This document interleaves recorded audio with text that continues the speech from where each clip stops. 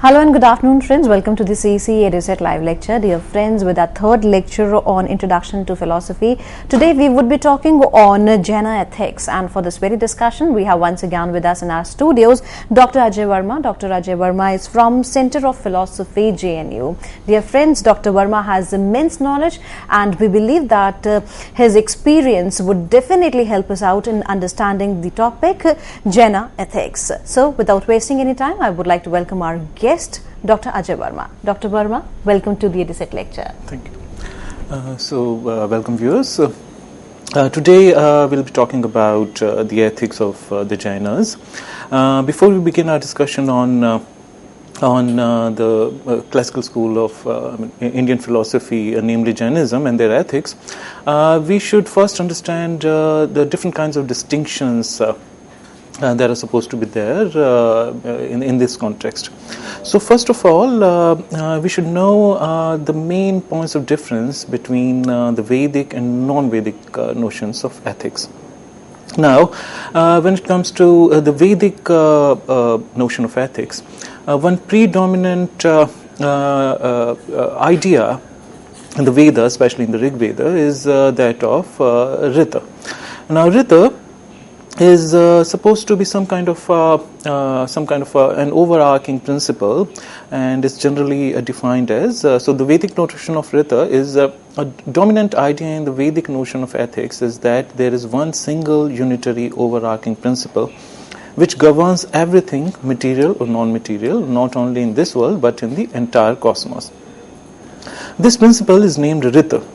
Though primarily being a metaphysical principle, Rit has important ethical implications as well.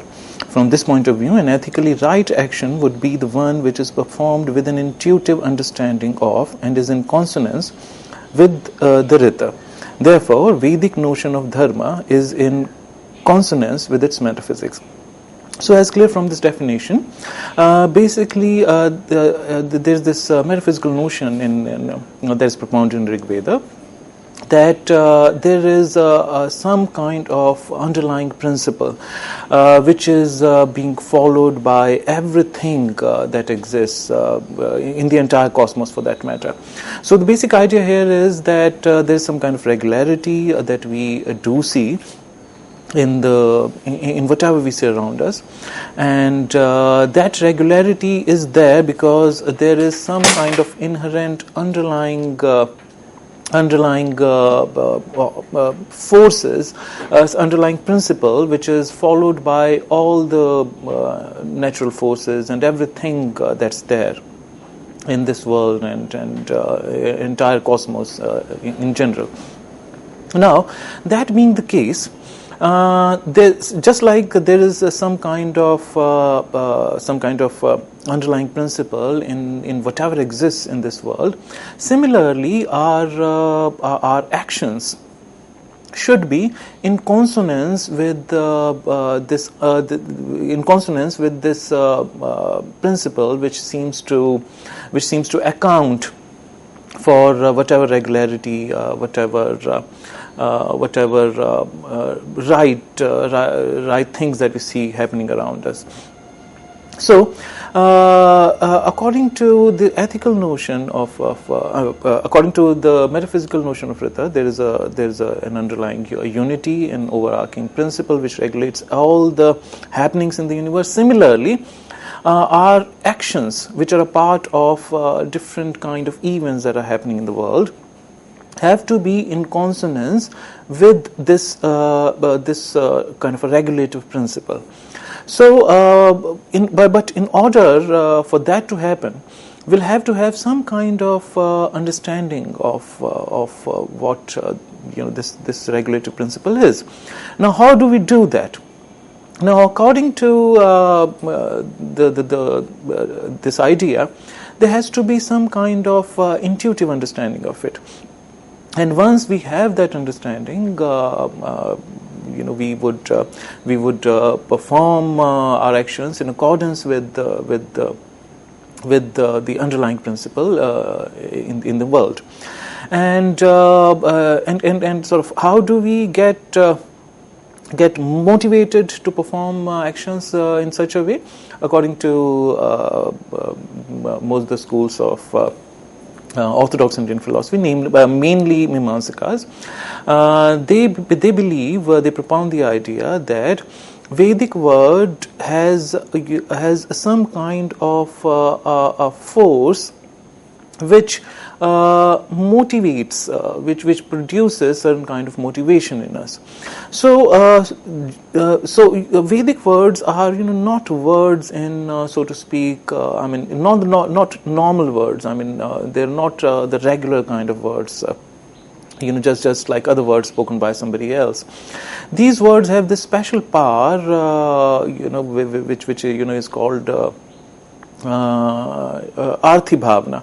So what happens in a Vedic word, in the case of a Vedic word, is that on the one hand it has a literal meaning called Shabdi Bhavana, and on the other side of it, it has something called Arthi Bhavana.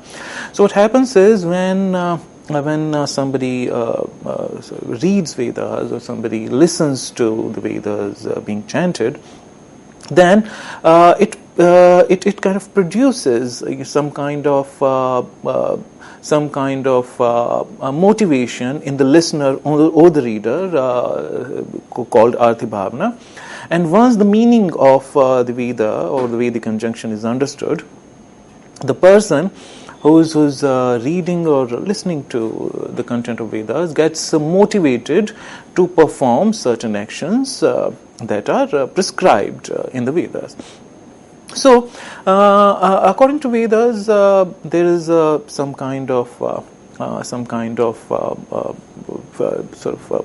regulative force that is already operating in the world, and our actions should, as far as possible, be in consonance with this principle. And that is that also happens because of this motivating force that's already there in the Vedic word.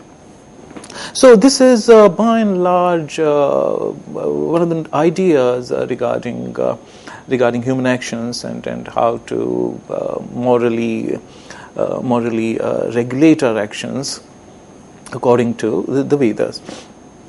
But as we are already aware that Jainism is a heterodox school of philosophy, or Nastika Darshan, which basically means that they do not subscribe or admit of the authority of the Vedas. So since they do not admit to the authority of the Vedas, so therefore their notion of ethics is very different from the notion of moral action or morality that we find in the Vedas.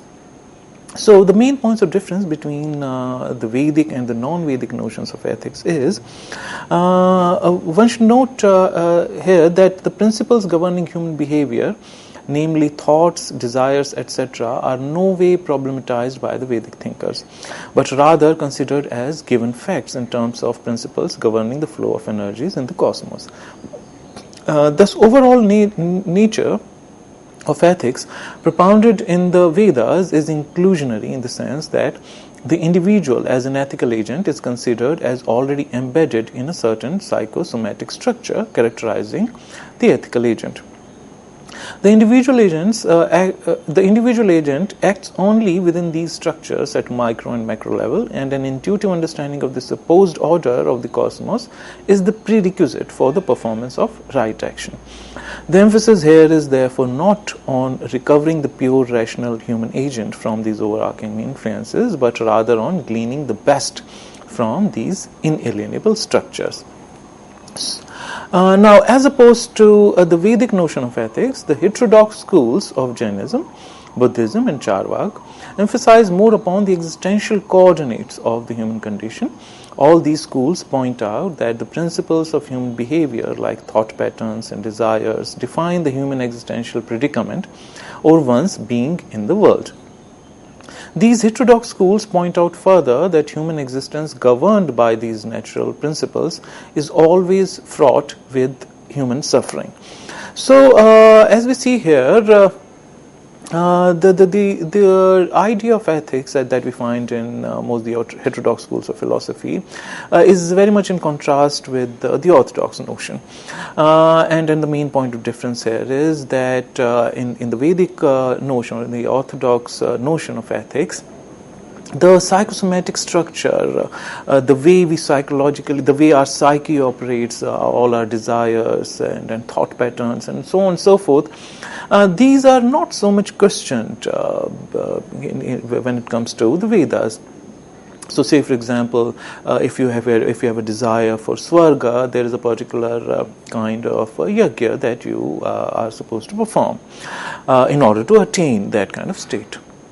So, here desires and other sort of certain kind of psychosomatic patterns that we find in a human person are not questioned, they are taken as a given fact. As opposed to that, the heterodox schools, most of the heterodox schools, emphasize upon certain kind of undesirable elements of human condition. So, say for example in Buddhist ethics, we find a lot of emphasis upon human suffering. Since there is human suffering, it needs to be removed, and there is a certain path for that. Similarly, in Jainism, the dominant idea is that we do not have proper knowledge of the way the world is, and because of our desires and because of certain psychosomatic structure in which we find ourselves embedded and find ourselves influenced by these structures, these thought patterns need to be altered in order for us to free ourselves of our present human predicament. So the main idea here is that there are certain unwanted, undesirable afflictions, so to speak, that we find in our present human condition, and in order to remove those undesirable conditions that we find ourselves in, we have to bring some kind of a change in the way we think and the way we act, because thought and action are intimately connected to each other, and only then we are able to only when we alter this pattern in a certain way, that we are able to bring ourselves out of the kind of human predicaments that we do not want to be in. So therefore, these heterodox schools of philosophy, in accordance with their view of human condition, carefully examine the factors, material or non-material, that are constitutive of our being in the world, and suggest ways whereby we could free ourselves from human suffering that always accompanies our worldly existence. Another difference, another way of distinguishing between Vedic and non-Vedic notions of ethics is by distinguishing them in terms of Brahmanic and shamanic traditions. So another way of categorizing different ethical views within classical Indian philosophy is to put them under the label of Brahmanic and shamanic traditions. From this point of view, the ethical views of Brahmanic schools are dominantly based on deterministic worldview, where all the events in the world are considered as subservient towards some grand scheme or calling of the world, namely Rita. Under this scheme of things, the ethical course of action for all individuals is already defined for them in terms of Rita.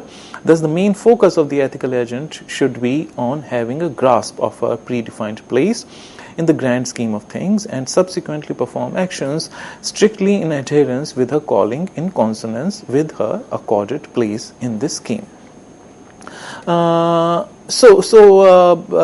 must be clear from here that according to the Vedic notion, we have certain place within the grand cosmic scheme, and given our place, station, certain duties are defined for us, and depending upon our station in life, depending upon our how we are placed, depending upon our calling, so to speak, the right course of actions is decided for us. So here some scholars point out that in Purush Sukta, Purush Sukta is one of the aphorisms from where the idea of different varnas is derived. And then there's this dominant idea that people belong to different varnas, and depending upon their calling in terms of their varnas, their duties are defined. But this kind of idea is completely denied in the heterodox schools. So, orthodox schools evaluate and judge human action only in terms of how it restores its agent in league with some supposed grand ethical principles inherent in the universe.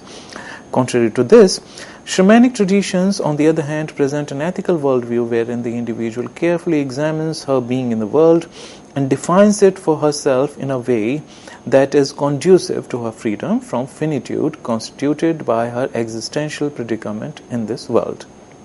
Thus, from ethical point of view, whereas Brahmanic philosophical traditions emphasize upon accepting our accorded metaphysical place in the world as an unalterable given and making the best out of it, shamanic traditions do not consider anything in the human condition as unalterable given, and thus focus upon the role of human effort, the word for which is shrama, to free ourselves from the contingencies of our being in the world. So, whereas in Brahmanic view of ethics, there is a certain grand structure in the world already, and we are a part of that. So, two basic ideas here is, first of all, to recognize our place in the world, and then depending upon our position, there are different ashramas, there are different purusharthas. So depending upon certain conditionalities, like which station of life we are in, what is our varna, what is our calling, supposed calling, so to speak, according to the Vedas. So depending upon these factors, ethical course of action, so to speak, is already fixed for us. So all we need to do is to recognize our position, so to speak, in the grand scheme of things, and perform actions accordingly. But the idea in shamanic tradition is that there is nothing that is unalterably given in the human condition. So we can change our condition only by bringing about certain changes through our effort. Nobody else is going to do that for us, so to speak. So here, freedom, is a matter of human effort. Freedom from undesirable elements in our human situation. So that all these unwanted elements, can be done away with only when we make efforts in the right direction. So this idea is pretty much different in the sense that there is a lot of emphasis here upon individual effort, and it is true of all the heterodox schools, and this is why broadly all of them are put into the category of shamanic tradition. So as we are aware, Buddha's last words were also work diligently for your salvation. So there's a lot of emphasis upon making an effort towards one's freedom. Similarly, Charvakas also point out that if there is pain in the world, then there is also pleasure in the world, and just because pleasure requires a little bit of effort, like you require breaking the nut before you get the fruit, so it requires human effort. Similarly, according to Jainas also, freedom or the right course of action is a matter of effort, discipline, human discipline made in the right direction. So, first of all, then we need to understand the main difference between the orthodox notion of ethics and the heterodox notion of ethics, or generally speaking, Brahmanic notion of ethics and shamanic tradition of ethics. So having said that, we also need to look at the Jaina metaphysics and how it's related with their notion of right action, or how it's related with their ethics. So Jainas point out that our judgments are always prospectively limited.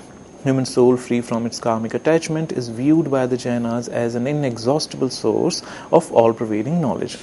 In accordance with the above view, Jainas hold that one should aim to free oneself from all karmic attachment, so that our soul manifests unhindered infinite knowledge called Keval Jnana, which is not limited by any perspective.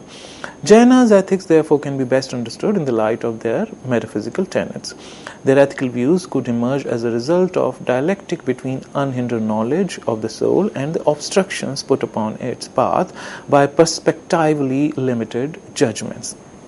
So the main point that we need to understand here is that according to the Jaina philosophers, our soul in its original, in its pristine form, it is limitless, and it has knowledge of everything. So it's omniscient in that sense. So it has knowledge which is not limited within the coordinates of space and time.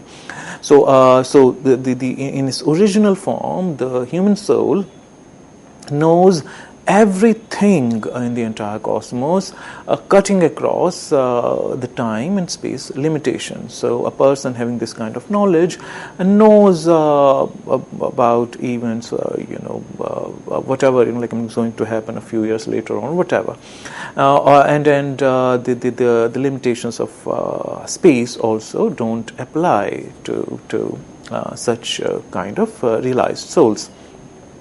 So the basic idea here is that when we get birth as a human being, our soul gets afflicted with the karmas. And a unique notion in the Jaina ethics is that karma, according to them, is not something abstract, is not something non-physical. For them, karma is a solid mass, and it kind of envelopes our soul. It is supposed to be some kind of a sticky material, and it starts enveloping our soul. It covers it up, and because of this covering of soul by the different kinds of karmas, the soul which was earlier in its pure form, in its original state, in its pristine form, the soul which had unlimited knowledge, now comes to have some kind of its vision, so to speak, its scope, so to speak, somehow gets blinkered by the different kinds of afflictions of this karmic matter. So now this is some kind of a unique notion in classical Indian philosophical notions of ethics. So this is how Jaina philosophers metaphysically view the soul and its how it's conditioned in the world. So the basic idea here is to remove the karmic matter from the soul, so that its pristine state, where it's omniscient and has knowledge of everything, so that state is restored after that karmic matter is removed from the soul. So we need to understand in this context the Jaina's notion of soul. Jainas have a unique notion of soul, which is in stark contrast with the notion of soul proposed by other schools of classical Indian philosophy. Jainas go to the extent of believing that all existent objects have a soul, which includes even non-living entities like stones, water, etc. Whether the belief that all entities have a soul is tantamount to the thesis that soul by its very nature is coextensive with existence is a moot point.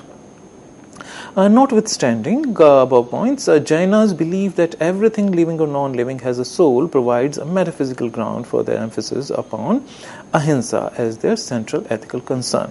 So one of the ideas, one of the points that we need to understand in the context of Jaina ethics is that according to them, everything in the universe, whether it's a sentient, insentient, has a soul. Further in this line, Jainas also believe that soul of a living body is as big as its soul of a person is as big as its body as such. So this is also another very strange idea. On the face of it, it looks very strange. How is it possible that soul of a smaller animal like a cat or a dog is as small as as small as their body, and elephants have bigger souls, and so on and so forth. So on the face of it, this idea looks a little strange to us, but probably the implication of this idea is that our body defines our field of sensitivity, and our soul is and it's only sort of through our field of senses that we get knowledge. So our senses are as widely located as our body is. So probably if we try to understand this idea from that point of view, it starts making sense. So these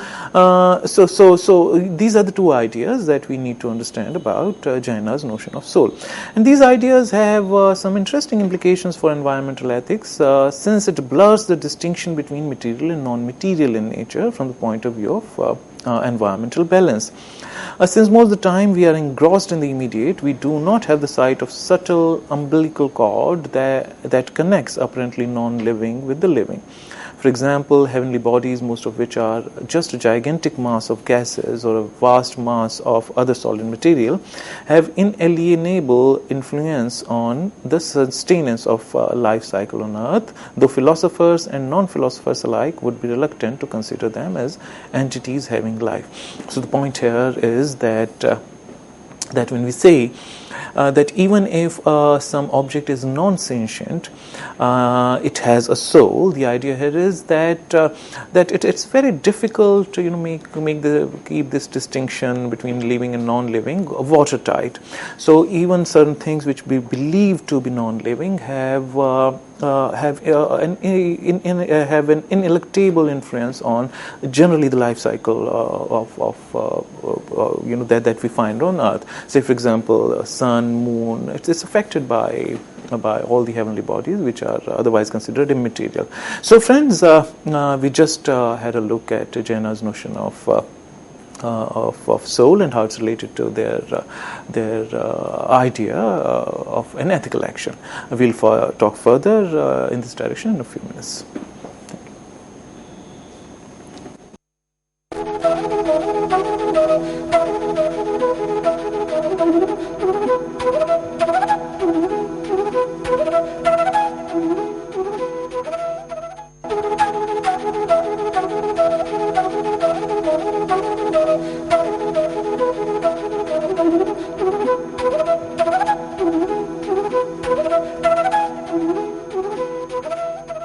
Thank you.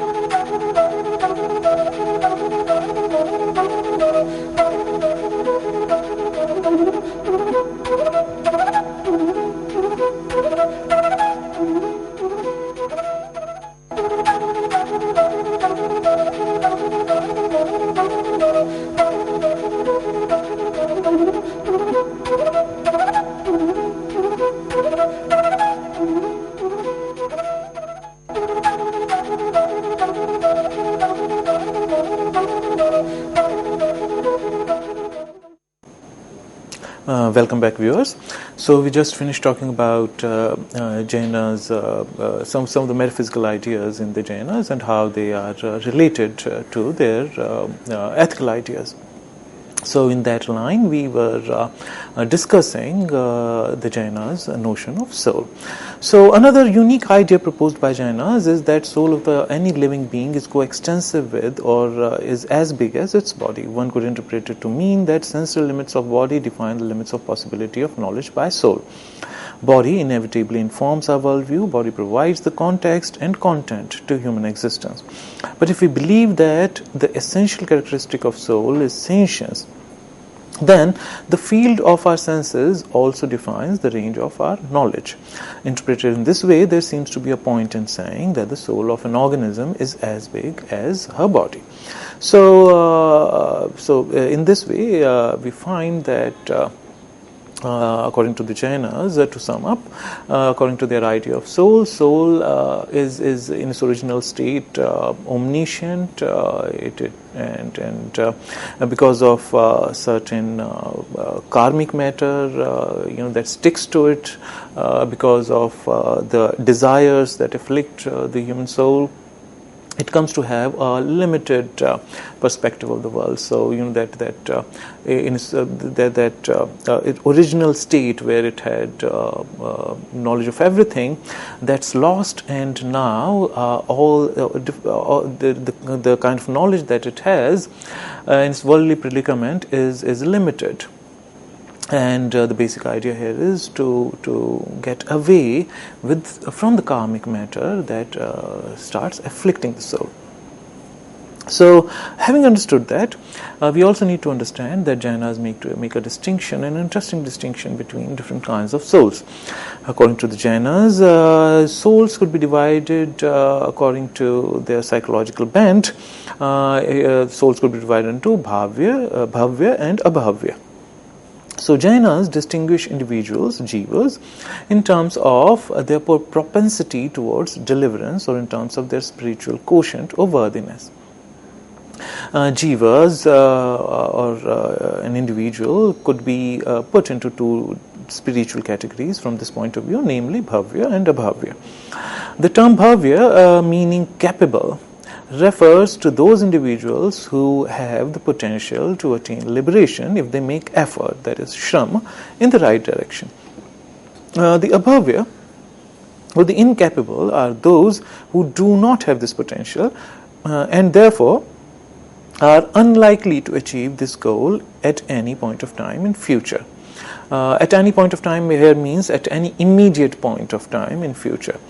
The abhavyas could be Jain followers or non-followers. So here we find that according to Jainas, depending upon whether somebody's soul is bhavya or abhavya,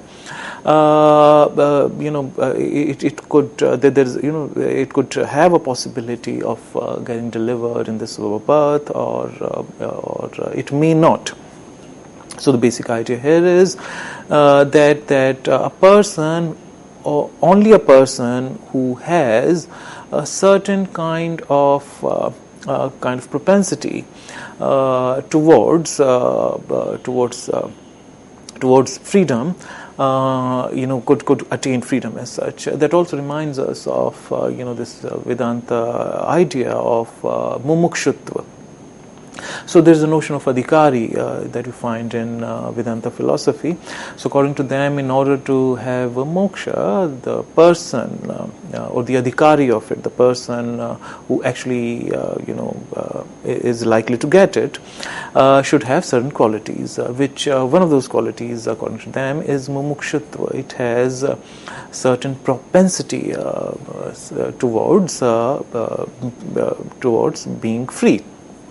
So now another interesting thing about this notion is that according to Jainas, these abhavya soul, or the souls which are not very likely to get freedom within this birth because of their lacking propensity towards towards freedom could be Jainas as well as non-Jainas. And another interesting thing is that according to scholars, Shvetambara sect in Jainas think that the other sect is Abhavya, and the other sect, namely Digambara, they think that Shvetambara could be in the category of Abhavya.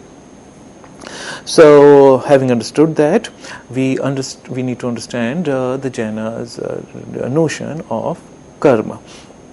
Now, in that regard, one of the important tenets of Jaina ethics is that, according to them, karma of a person is material in nature.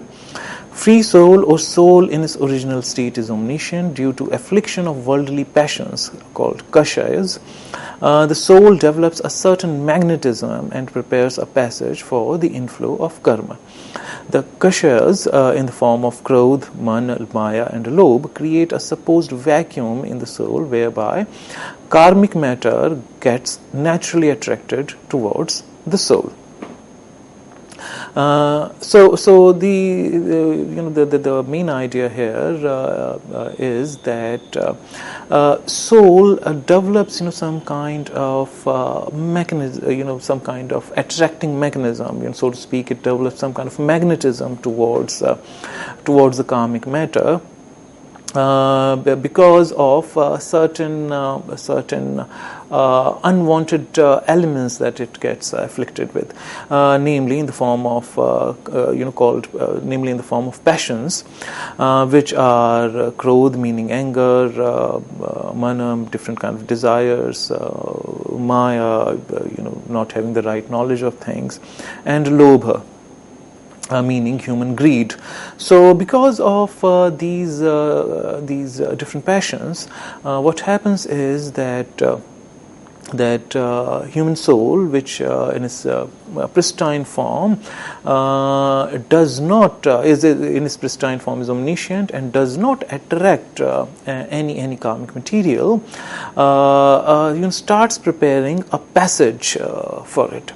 So the idea is once soul gets afflicted with desires, some kind of a passage is prepared for the karmic matter to get attracted to the soul and thereafter sticking to it and making soul limited, perspectively, in epistemological sense, and also in the existential sense, it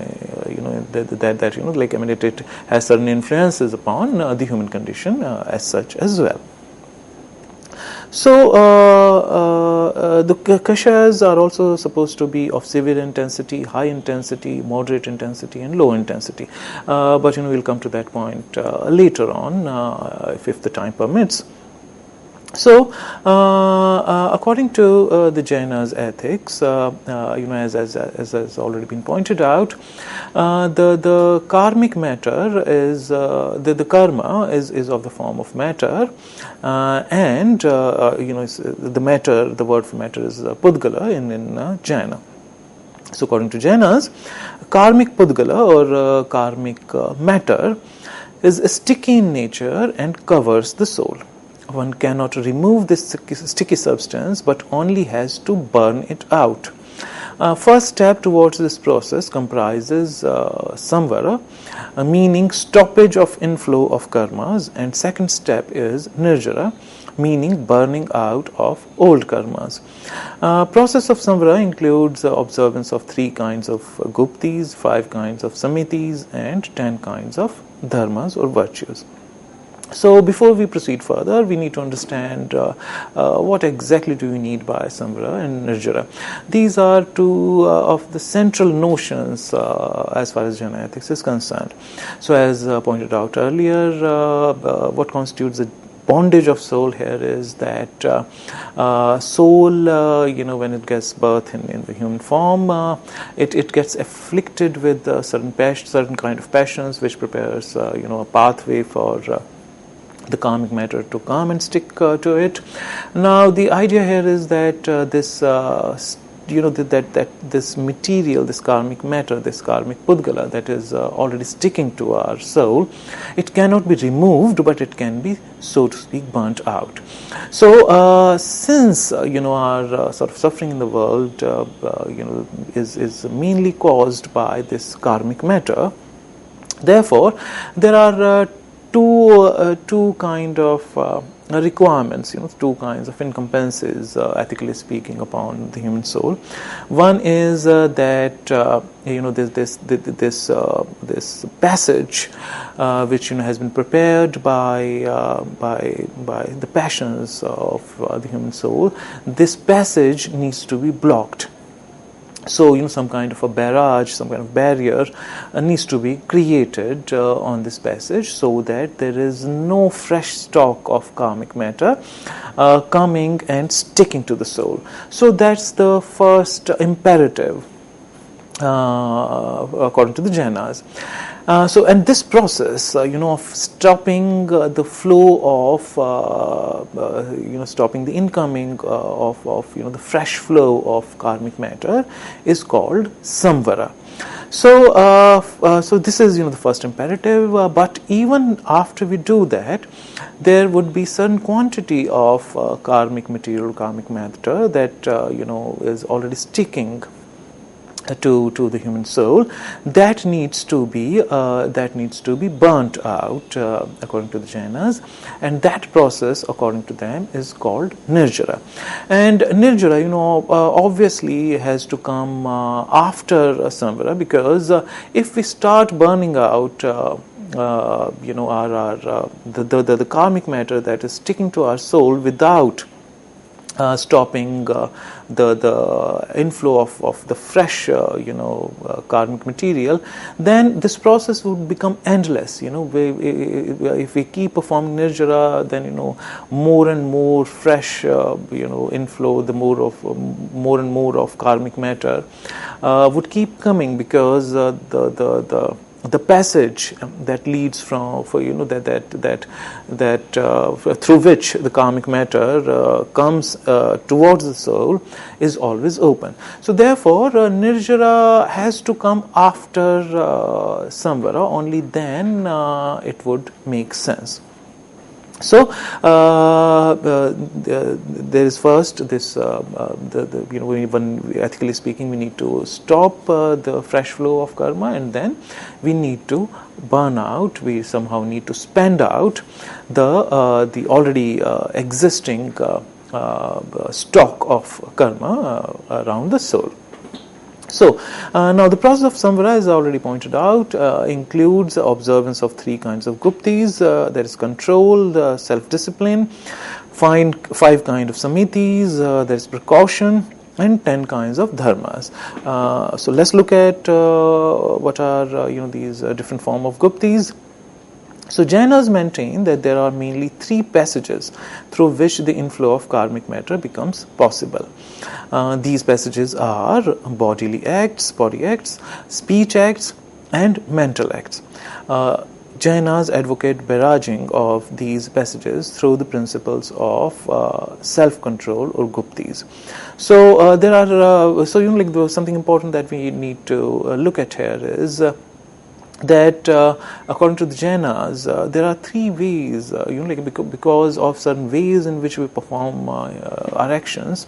Because of the certain ways we perform actions, it becomes responsible for the karmic matter to stick to our souls. But these acts, our acts could be body acts, speech acts, and mental acts. So even if we think, in a wrong direction, it prepares, the way for us. It prepares the way for the karmic matter to come and stick to our souls. Similarly, speech acts. So if we say something which is, ethically speaking, motivated by certain kind of passions, including krodh, lobh, or whatever, it would not be an action in the right direction.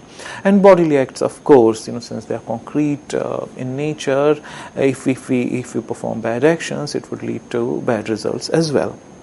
So similarly, just like there could be different kind of acts, similarly there have to be three kinds of passages that need to be blocked. So first of these guptis, first of these passages that needs to be blocked is man gupti.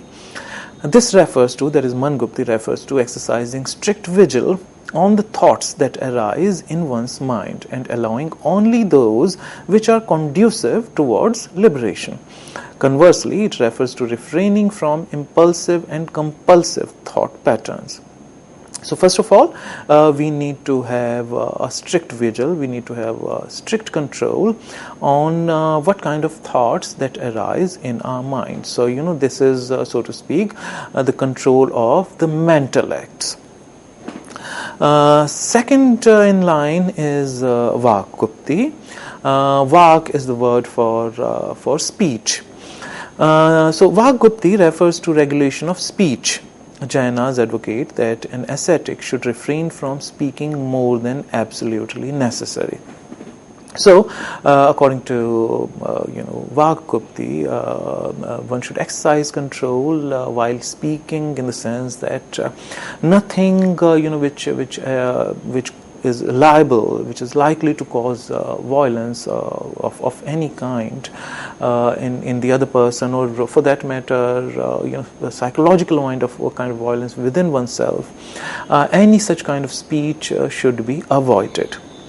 And this kind of self-restraint is referred to as Vak Gupti. So one should exercise control in one's speech. Now next in line, then the final one is Kaya Gupti. The Kaya is the word for body. So the word Kaya refers to one's body. Kaya Gupti thus refers to keeping a vigil on one's bodily activities. Accordingly, we should perform our bodily functions in such a way that they do not involve any form of violence. So violence of any kind, whether in the form of our bodily actions, or whether in the form of our speech acts, or whether in the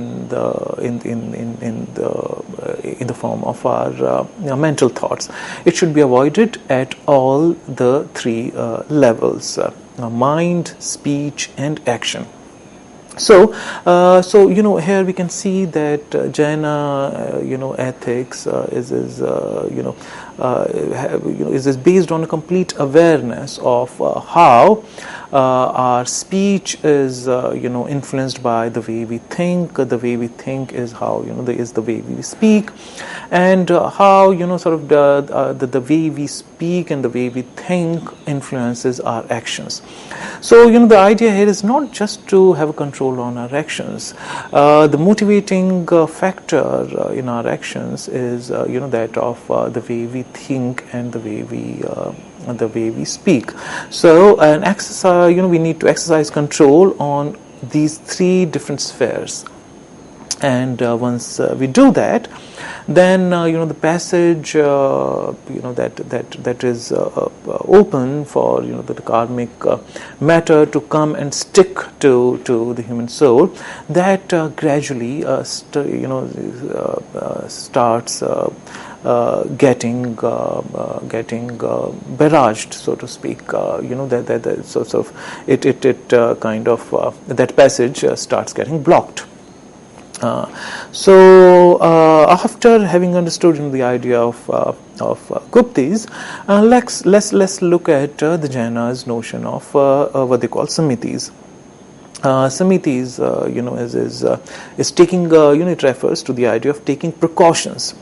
So one is Irya Samiti, which means limit in movement. So we should move around in such a way that no being is harmed by us. So when we are sort of performing different functions, bodily functions, we should be aware that nothing is being harmed. Bhasha Samiti, meaning limit in speech. We should try and stay silent as far as possible. We shouldn't speak more than required.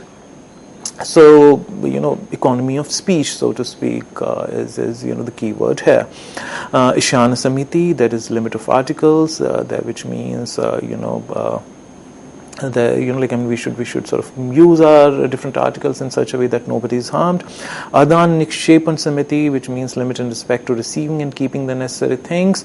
The idea here is doing with the bare necessities of life, in the sense that hoarding more than you required, accumulating more than required, is also on this account is a kind of violence, because if you accumulate, hoard more than you require, then the idea is that in a certain way, it is something that rightfully belongs to somebody else.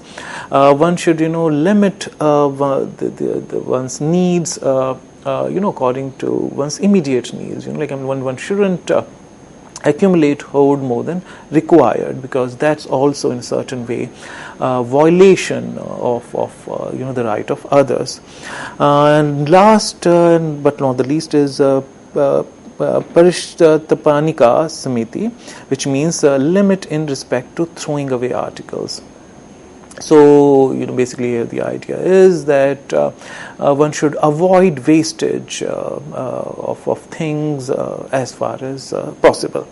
So, Guptis and Samitis, which refer to exercising control, on our bodily acts, mental acts, and speech acts. Samitis, which refers to, taking different kind of precautions. These are some important ideas in Jaina's notion of ethics. Apart from that, they also enumerate certain virtues which, one should be aware of and try to imbibe as far as possible. Jainas enumerate 10 virtues.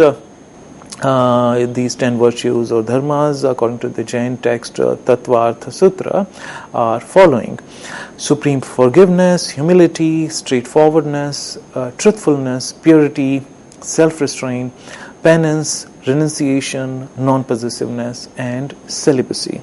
So brahmacharya or celibacy is also considered as one of the virtues according to the Jaina ethics.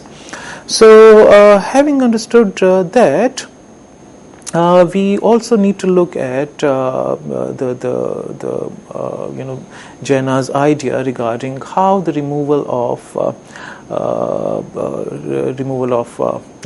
karmic matter is possible. So, in that line, we have already discussed that that karmic matter is attracted towards soul because of certain passions that afflict the soul. So unless samvara, which basically refers to the stoppage of the fresh karmic matter, not only requires gupti samitis and imbibing different virtues, but also these passions need to be removed so that karmic matter doesn't get attracted. In order to do that, Jaina suggests that to effect the control of kashayas, one needs to take certain vows.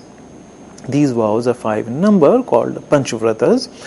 To plug the inflow of karmic matter, one also needs to have right faith, that is samyak darshan, right knowledge, samyak jnana, right conduct, samyak charitra, which are supposed to be interrelated and are also known as 3 jewels or 3 ratnas or ratnatraya according to Jaina ethics. And what are these panchvratas which help us in the removal of the attracting factors when it comes to the inflow of karmas. These panchvratas in Jaina's philosophy. So Jainas prescribe the same set of ethical rules for the monks and ordinary householders, only differing in intensity of adherence. Rules for initiates are called mahavratas or big vows, and the rules for the laity are called anuvratas or small vows. The difference between the two is only in terms of degree or rigor and not in the kind. So there are panch vratas, 5 vows that could be taken, but with reference to the ascetic or the people who have renounced their worldly lives, these are called Mahavratas. But it does not mean that you have to be properly initiated into Jaina faith if you want to if you want to take these 5 vows. Even the household, people who have families could take these vows, but in their context is called anuvratas. The panchvratas or 5 vows are, first of all, ahimsa. This means keeping away from causing injury to any living beings in thought, speech, or action. Satya, since untruth is also viewed by Jainas as a form of violence, Jainas advocate strict adherence to truth telling, or the habit of always telling the truth.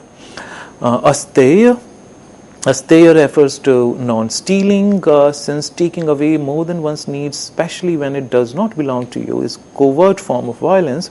Jainas advocate strict adherence to non-stealing.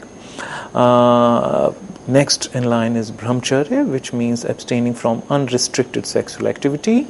Last but not the least is aparigraha. Aparigraha refers to general attitude regarding restricting one's possessions and one's needs.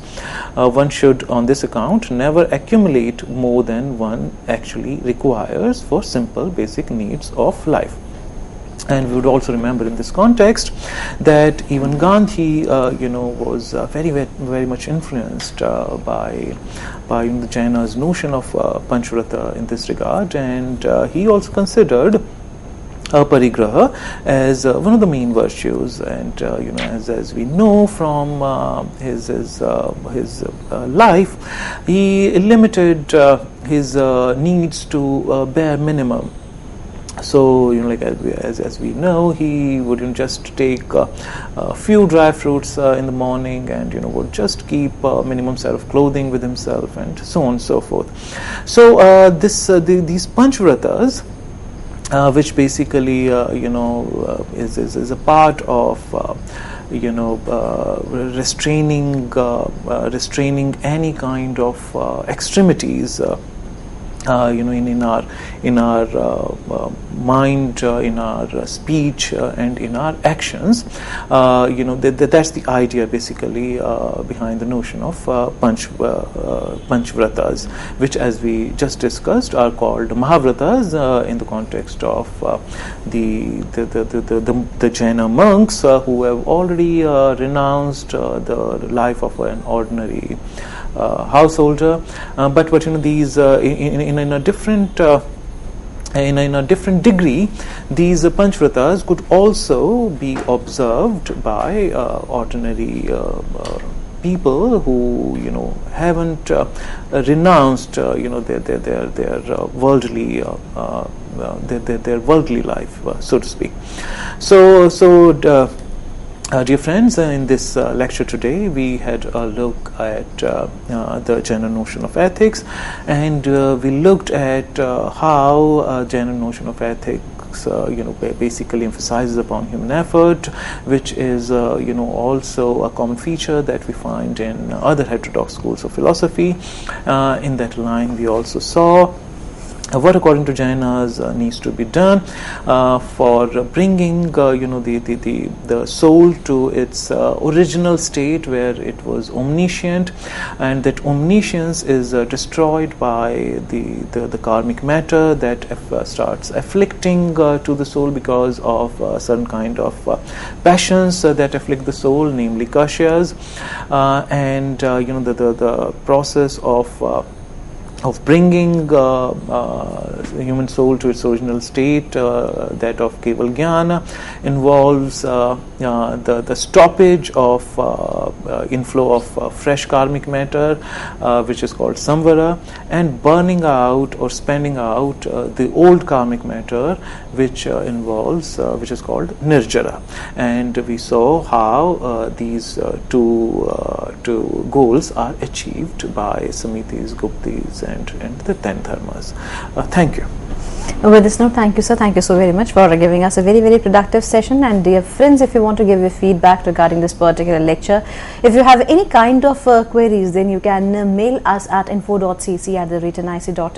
We would be meeting again very soon and would be discussing on another topic. Till then, take care. Goodbye. Thank you, sir. Thank you so very much.